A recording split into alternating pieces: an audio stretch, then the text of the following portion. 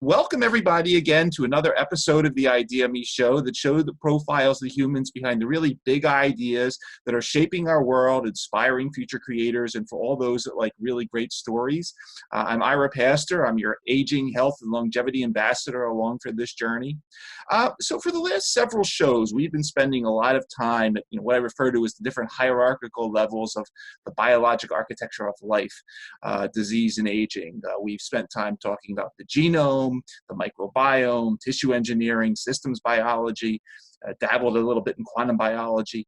But as exciting and promising as all these different research paths are, at the end of the day, in order for them to yield what many of us are looking for, that is radically extended health spans and lifespans, there needs to be an organized system of human translation built around them, integrating the various products, services, and technologies from supplements to biologics to functional foods, cosmeceuticals, physio-therapeutic interventions, and so forth, as well as all of the related advocacy and education, as biologic aging is really something that is multi-factorial, combinatorial process.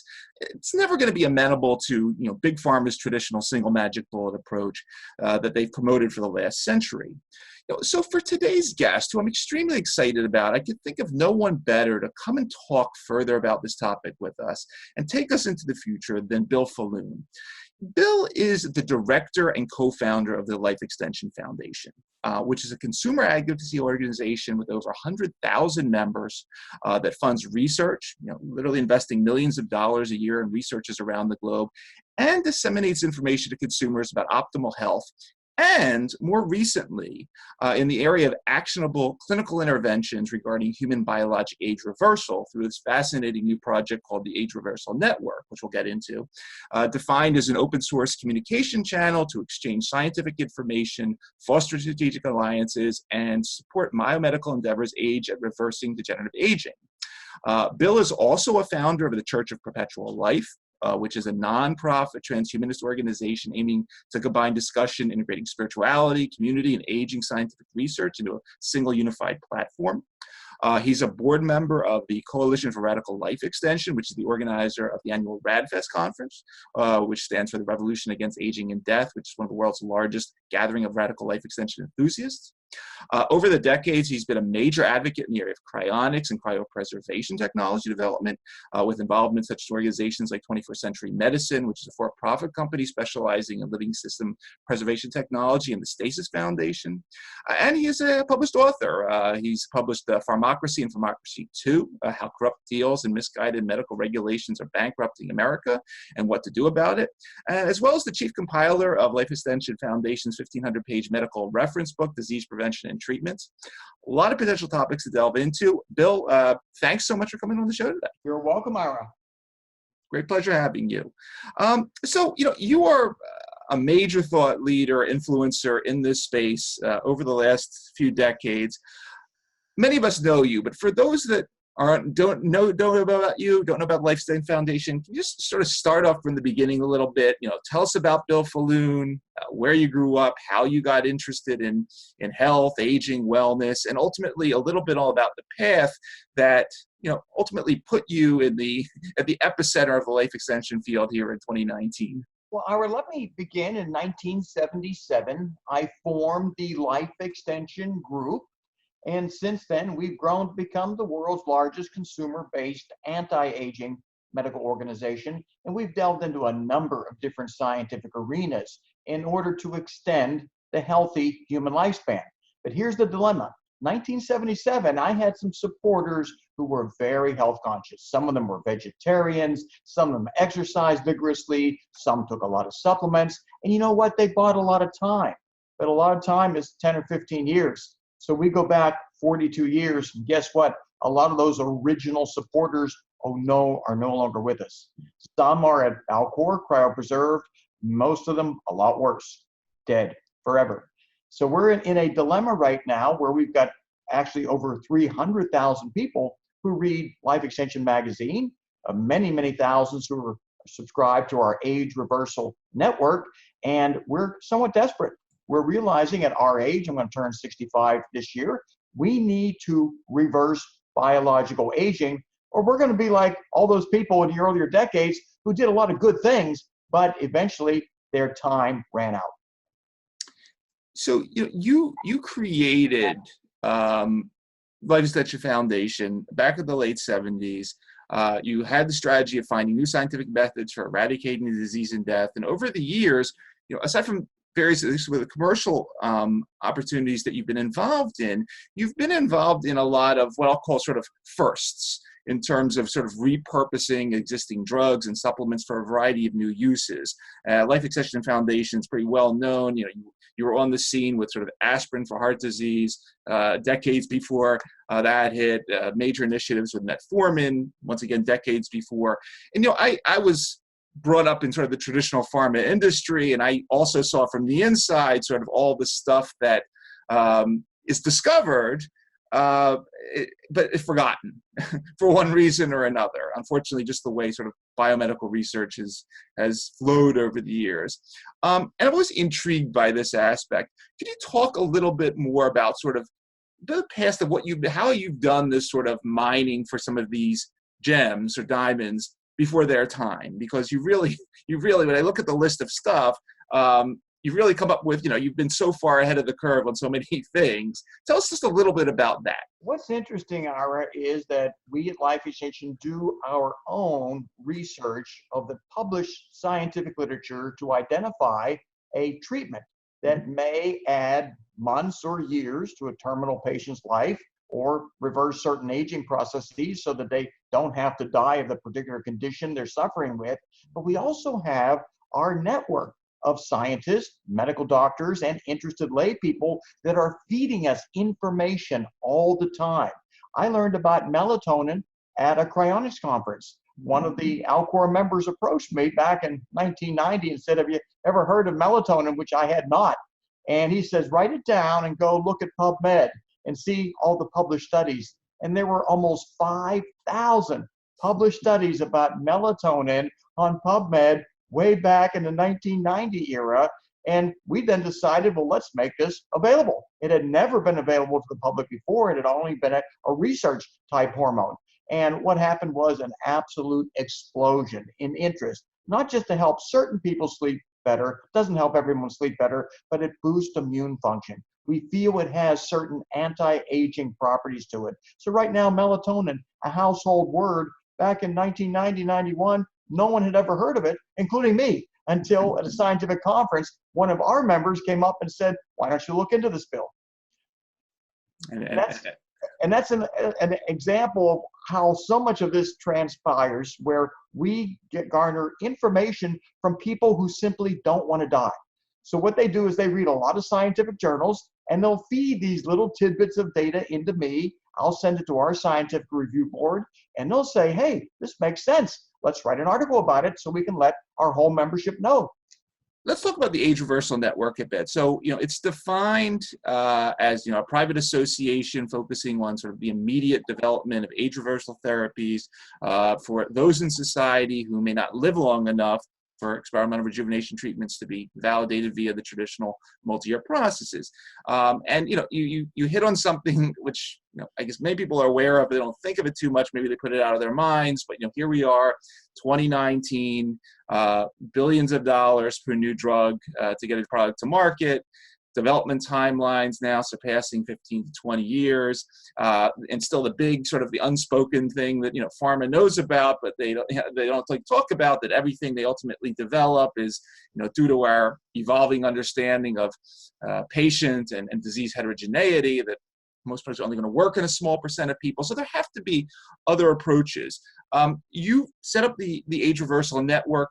Tell us a little bit about what you're doing there. I know you're looking at a variety of treatments from NAD supplementation, stem cells, senolytics, things of this nature. But can you walk through what it's about, the processes, how you get involved in it? I think it's an extremely important topic for 2019. It is, especially for people over age 45 or 50. We are literally running out of time. We know that advances in the laboratory are reversing aging in the animal model. We have helped to fund small proof of concept human studies where we're seeing similar effects occur in older people. In some cases, people in their 80s who are growing partially biologically younger. So our age reversal network is set up so people can contribute information to us, and then we then disseminate an age reversal update about every 3 or 4 weeks. We send people an update of new findings that we uncover or new findings someone else uncovers, and direct them to different sources where they can obtain hormones, medications, interventions, medical doctors who are willing to prescribe therapies that could literally add an extra 10 or 15 years even to a typical person's lifespan.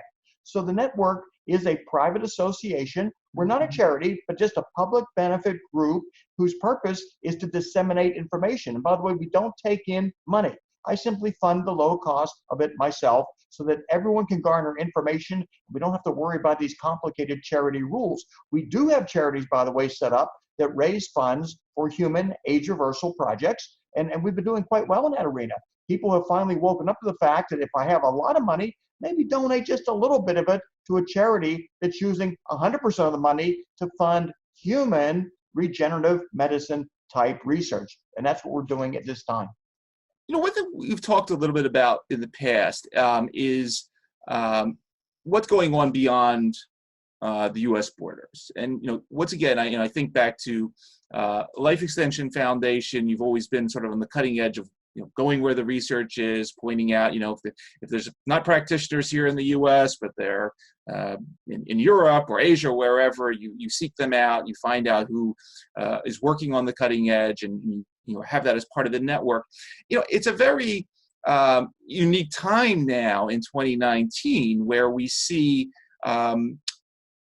changes in different regulatory environments now across the globe. I mean, we have in Japan, we've seen this sort of conditional approval of stem cell therapies at earlier stages of development.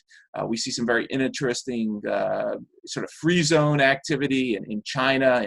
Recently, Merck announced that it was going to be sort of offering in a medical tourism format some of its cancer antibodies in a small island off the coast of China. A very different time than sort of what maybe you used to experience back in the late 70s, early 80s, when it was sort of not unheard of to do things outside the U.S. borders. What are you seeing now on sort of the international front in compared to what's happening in the U.S. in general on the anti-aging scene now? Back in the 1980s, 1990s, I was the harsh critic of the FDA for delaying the introduction of life-saving therapies because most drugs got approved in other countries first. Then the FDA approved them. It's kind of turned around.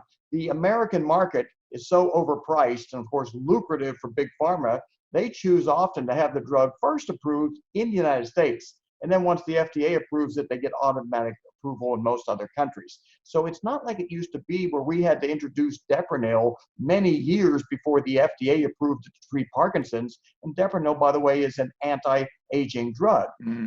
MAO-B inhibitor. It will probably reduce one's risk of Alzheimer's, Parkinson's, neurodegeneration, and maybe extend their lifespan somewhat. Works fantastic in animals, by the way, not quite as well in people, but I take about 5 milligrams of Deprenyl just twice a week. Just a low dose of Deprenyl can have a profound effect on one's cognitive functions as they age. That's an example of a drug available in Europe a long time before the FDA approved it. Nowadays, we are exploring the offshore clinics that are offering stem cells and exosomes, and we don't have a real strong recommendation yet of anyone that's doing anything spectacular beyond what people can obtain in the United States right now. Doctors are importing stem cell exosomes from other countries now, and unless the FDA stops that, people don't necessarily have to travel to gain access to some of these advanced therapies. But before people undergo stem cell exosomes, as you know, are what stem cells emit, what they secrete that help rejuvenate somatic cells or functional cells. So the exosomes from stem cells are what we're excited about. But before they do that, we suggest first get on metformin, which most people can tolerate, and then move on to a senolytic protocol that we recommend using a chemotherapy drug called dasatinib.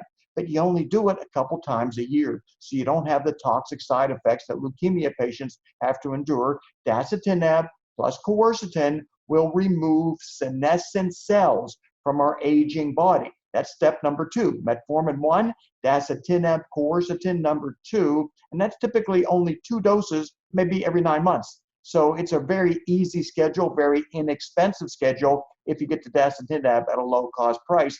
And what we do at our Age Reversal Network is we refer people to pharmacies in other countries who offer it real cheap. So people can order maybe a year's supply of dasatinib for less than $100. So that makes it very affordable. Quercetin costs virtually nothing. So they can follow a senolytic protocol, purge their bodies of senescent cells, and then follow that up with aggressive NAD plus restoration. Now, some people take the precursor, nicotinamide riboside, but if you're over 40 or 50, you can really benefit from an infusion of NAD. And we have a growing network of doctors offering these infusions. The prices are coming down, which is fantastic. Some people are using NAD patches to restore their NAD levels back to a youthful range. And then once you've done those steps 1 through 3, that's metformin, senolytics, NAD restoration, then you may want to move into the stem cell exosomes to get the full regenerative capacity without having the senescent cells and the NAD deficiency and the AMPK insufficiency inhibit the ability of the exosomes to do the good work. So that's our steps 1 through 4 current protocol. When someone says, I want to do something right now, we say, well, get on metformin and then purge your body of the senescent cells with the senolytic protocol, dasatinib plus quercetin, and then NAD infusions or patches, and then follow up with those exosomes. You said something before, just rang a bell in my head. You've always been a very, aside from obviously a major self-experimenter, you've been a big proponent of testing and really following what's going on from a metabolomic perspective and looking at levels of different bioproducts and metabolites and so forth. Tell us a little bit more on that front. That's still obviously a major push of Life Extension Foundation. What are some of the standard things that you do on a daily or weekly basis in terms of monitoring your own health that others can sort of really learn from? And because I think people forget about the importance of keeping track of all of this stuff. They do. And we are fanatical advocates, and we beg and plead people, before you undergo an age reversal intervention, please have some baseline tests done and then follow up. And a real sad story, I repeated it a few times, an individual went down to Panama for some aggressive stem cell therapy, and he came back, and then he asked me, Bill, I'm not sure if this is working or not. I said, well, just send me your baseline results and do a follow-up test, and I'll give you an opinion. He said, well, I didn't do the baseline. And I said, wow, you spent $20,000 in Panama, didn't do your baselines, and now you're wondering, did it work? We don't know. And that is data forever lost. We call it the tragedy of lost data. So every time someone thinks, I'll just run in and do the intervention without seeing where I was at the beginning, we're never going to be able to track that person to see what really is working.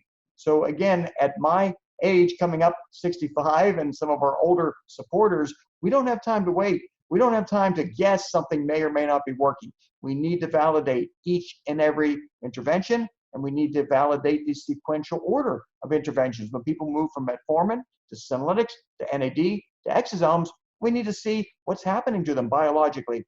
Good news so far is we're seeing consistent results, good results. We're seeing indications that people are growing at least partially biologically younger. Anything new on the cryopreservation and cryonics front that you may want to talk about? Cryonics involves, unfortunately, inflicting a lot of damage to a deanimated person who dies, and we implement an emergency procedure where we do restore circulation to their body in a way similar to what an organ transplant patient would be. So we minimize a lot of ischemic damage, and we're able to use a process known as vitrification to reduce freezing damage, but we're still a long way off to perfected brain vitrification. A lot of money is being spent on research, scientists working every single day, scientists who are also cryonicists who want to perfect this for themselves. So we at Life Extension put a lot of money into this research. The research has been painstakingly slow to advance. It's a heck of a lot better now in 2019 than it was when the concept was conceived in the 1960s, but we're not where we want to be at this stage. One of the reasons why I'm prioritizing the age reversal research so much, I want to at least delay the need for cryopreservation at least 10 to 15 years.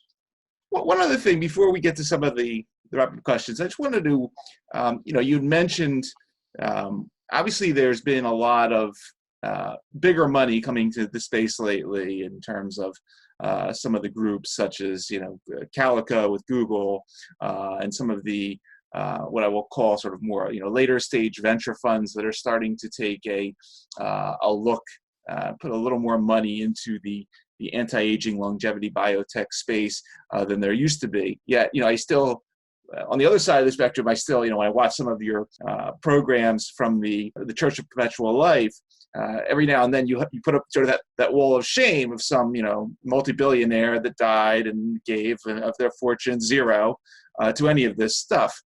When you're out there, because you're major network, you're out there talking to everybody. What are some of still the limitations to XYZ billionaire from seeing longevity biotech and anti-aging as a place to at least put some of that wealth to potentially delay their demise? Where obviously we've made a lot of progress in certain areas of the financial world, but still a long way to go, I think.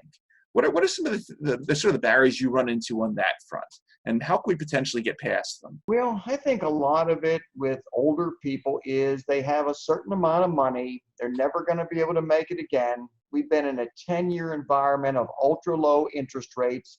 And I'm just being realistic. A person who retired with, let's say, $10 million in 2008. That sounds like a lot of money. But then interest rates dropped down to zero. And they were expecting maybe $500,000 a year in interest income. And for 10 straight years, they haven't gotten it.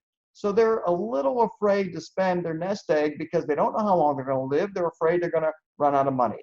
And that's been, I think, a huge impediment that's been under-recognized, that we've been in this low interest rate environment. And that's not a big deal if you're working and making money now. But if you've sold your business, you've got one lump sum of money, and that's going to be it. You're not as likely to write checks. But some of the people who are out there making big money, they are writing some decent checks. We are getting some new grants coming in that we didn't expect. And the great news about the billionaires from Silicon Valley is they're putting huge amounts of money into age reversal research. However, they're following the standard FDA protocol for new drug approval. And they don't expect anything to come about for 9 or 10 years. In the 9 or 10 years, we're going to lose a lot of our supporters. So we are shortcutting. We are taking what may work. We are getting IRB approval to do proof of concept human studies. If something works in a small group, we apply it to a larger group, and then we bring it into our sequential order of age reversal interventions at the proper dose, proper testing to validate if it's working on each individual. So the typical Silicon Valley billionaire, they're under 50 years of age. They've got time to wait, and we don't. That's the big difference. And it's very troubling, though, when I see these multi-billionaires who die, and most of them gave money to charities, but mostly unrelated to age reversal research. Sure. And they also failed to reach out to groups like Life Extension, who often can help a cancer patient at least improve their survival. And it's not that hard to do. You look at a drug like cimetidine. That's the generic name for Tagamet. It's an anti-ulcer, an anti-reflux medication, been advertised everywhere. Colorectal cancer patients who get on the proper dose of cimetidine can reduce their risk of dying by about 50%. I mean, this is huge. And if some billionaire with even metastatic colorectal cancer were to call us, we could put them on 5 or 6 off-label drugs that could dramatically improve their survival, if not enable a complete response. And yet they don't reach out to us. They often don't reach out to anyone outside the mainstream. MD Anderson, the Mayo Clinic will treat them really well because of their high-profile status, but they won't be as aggressive as we are in prescribing off-label drugs. Well, thank goodness you're there doing it. So there is at least the path. I want to come back now, just to, it was get to sort of the wrap-up point. A couple, back to a couple personal Bill Faloon questions.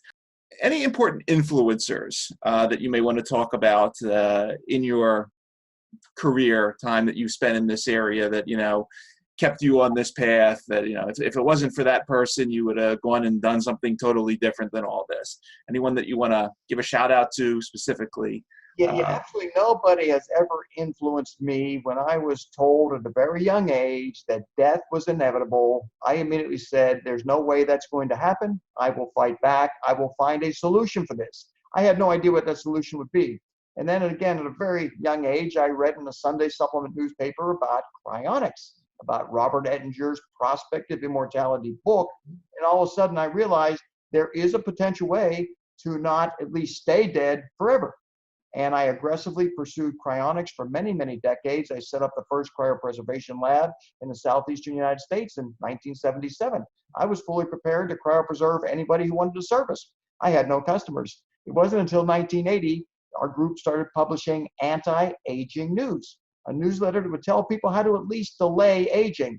And that first year we got 300 subscribers, and we eventually grew that into a very large organization that we now call the Life Extension Group, where we're involved in clinical testing, clinical research, of course, dietary supplement sales that help support all this. So we've branched out into many, many other areas. But the influencers who have impacted society, well, of course, Dirk Pearson and Sandy Shaw back in the early 1980s, and then Ray Kurzweil. What he has done is just absolutely spectacular as far as giving people a mechanism in which science could enable them to live indefinitely. And that's enabled cryonics to grow, the concept of life extension to expand. So Ray Kurzweil has been a huge factor. But there's been a lot of smaller players too out there who just imply through the scientific method that people don't necessarily have to die in a natural way. In other words, we can overcome nature relatively easily, and we do that all the time. In fact, most people over 60 I talk to, I said, you realize you probably wouldn't be alive right now if it were not for technology. It only takes them about 30 seconds to realize, yeah, you're right. I'm alive because someone discovered something that was able to save my life. Final question, and take your time on this one. So if there's, and I have a feeling I know who you're going to say, but I'll wait for the answer. If there was somebody that you had the opportunity to meet who's gone from this planet now, and you had the opportunity to go in your fantastical time machine and talk to them for a little while, who would that historic figure be for Bill Faloon? Well, it's a hard question to answer. I'm trying to think of so many people who were very wealthy, and if I could just talk to them now and show them their rotten corpse or their box of cremated remains and tell them, you didn't have to have this happen. If we can just travel back in time, had you donated just a little bit of money to research or opened your eyes to the research that's out there right now, you wouldn't be in this predicament of being permanently dead. So there's a lot of them out there. That's why I have probably over 100 slides of the dead billionaires. We call them the people who missed the longevity boat. Yeah. And I can analogize this to the fact if you wake up at 2 in the afternoon and you had an airplane flight booked at 2:30, you don't even get nervous about it. You know what? You're not going to make that flight. What's the difference? But we're so close to finding a meaningful way to control biological aging. We're so close that we don't want to just miss that boat. If it was 200 years away, what's the difference? We wouldn't be alive to benefit, but it may only be 5 years away or 10 years away where we gain total control over biological aging. And at that stage, we just have to be very careful about accidents and maybe those rare diseases that they've not yet cured. But once the gene editing technology advances, as it is at George Church's lab at Harvard and many other labs, by the way, it's not just George Church, using CRISPR-Cas9 gene editing technology, once that's perfected, we do not believe people will die from biological causes anymore. We will be edited into being super people. We will essentially be invulnerable to biological causes of death and probably be able to recover from traumatic causes of death a lot better. And we may only be 10 to 15 years away from that point in time, which is why we are so aggressive now in telling people to undereat wherever you can. Of course, physical activity, very important. The foods you eat, choose them wisely. Take the appropriate hormones, drugs, supplements that can at least buy you some time. They can mitigate certain risk factors that could kill you before that 10 to 15 year advance occurs. that advance, I mean in 10 or 15 years. So Yes. that's really the predicament we're in, which is a great predicament, because in the early years, I thought cryopreservation was the only way of beating this thing called death. We now have that opportunity. This only started around year 2014 with a series of parabiosis studies where they transfused young blood into old animals, and they consistently demonstrated those old animals growing biologically younger. And as they move that technology forward, they're seeing better ways to make it work, ways that are more analogous to what can be done in people, including using very young plasma. And instead of robbing babies of their plasma, we've isolated, we being the scientific community, specific proteins from young plasma that could very well have a rejuvenating effect in older people. And they're able to manufacture those through recombinant technologies. So it's not going to cost a lot of money. There could literally be an elixir within the next 5 years that people around the age of 40 start taking, maybe only once a year, maybe once a month. It keeps them young. They don't even grow old. And if they are old, they start growing younger. Very exciting. Very exciting. And thank you for leading the charge on all this. You know, you've been doing it for so long, and to see the fruits, you know, coming from this tree now it's just, it must be extremely exciting for you. And once again, just want to say for everyone listening, you're going to be listening and watching, just thank you for doing the role that you've been in, and making this all happen in our lifetime. Well, Ira, I appreciate the kind words, and it's truly something that since year 2014, I've not taken a day off. And the reason is we're making that much progress. I'm getting that much more feedback from people saying, let's make a little adjustment and see how well it works. And then I'll email some other people and they'll say, yeah, that's a good idea. Then let's make another adjustment and see how well that may work. And before 2014, by the way, I had wealthy people offering me substantial money to reverse aging. And I said no to every one of them because there was nothing before 2014 that I could legitimately say may work. And after 2014, we've identified almost a dozen modalities that could very well enable older people to grow younger. So I didn't think it was going to happen necessarily in my lifetime even. It has, and I'm very excited. Well, thank you so much for, as I said, leading the charge. Everyone watching, it's been a wonderful show. Bill Faloon, director and co-founder of the Life Extension Foundation, founder of the Church of Perpetual Life, the Age Reversal Network, board member for the Coalition for Radical Life Extension, and author of Pharmacracy and Pharmacracy 2. Go out to Amazon. We'll put links to all of the Bill's resources and foundations and so forth when the shows go live. But Bill, thank you. It's been a true pleasure having you today, and thank you so much for sharing your time and knowledge with us. It's really, it has been, Ira. I very much appreciate the opportunity. Thanks so much.